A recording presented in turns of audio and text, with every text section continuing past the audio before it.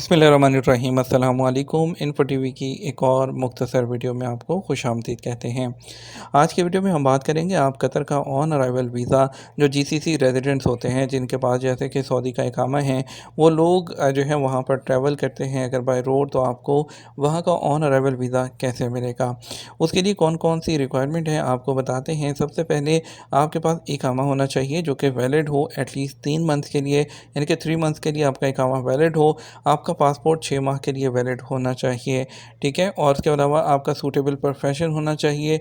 इसके अलावा अगर आपके साथ आपकी फैमिली है और वो भी, उनको भी वीज़ा मिल सकता है।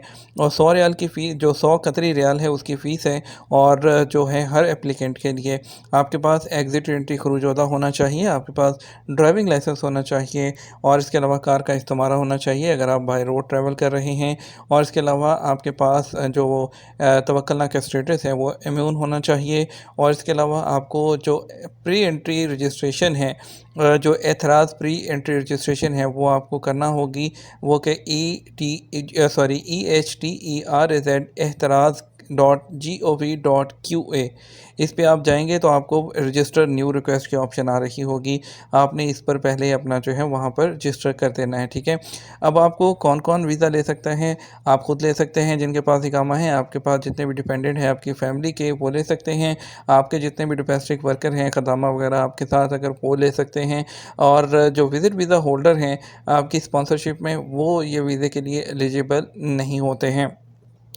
जैसे ही आप बाय रोड अगर जाते हैं तो आप सलवा बॉर्डर चेक पोस्ट पर, सलवा चेक पोस्ट पर पहुंचेंगे तो सऊदी बॉर्डर कंट्रोल आपको एग्ज़िट पेपर इशू कर देगा और आपका जो इमिग्रेशन ऑफिसर है वो एग्ज़िट लगाएगा और आप 2 किलोमीटर तक जाएंगे और सऊदी जो उस दूसरी साइड पे, कतर की साइड पे पुलिस जो है वो आपके डॉक्यूमेंट चेक करेगी।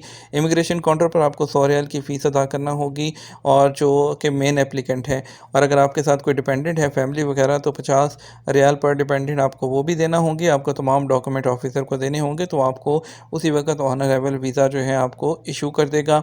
उसके बाद आपका सिक्योरिटी और कस्टम क्लियरेंस चेक होगा और उसके बाद आपको जो है 161 रियाल जो है कार की इंश्योरेंस के जो है वो कतरी रियाल की बात हो रही है वो पे करना होंगे।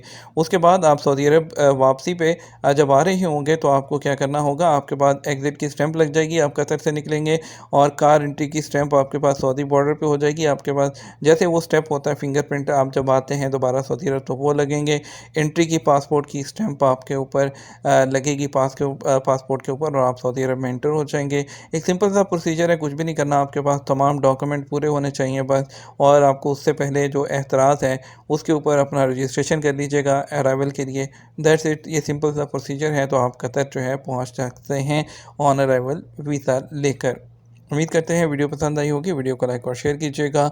अस्सलामु अलैकुम।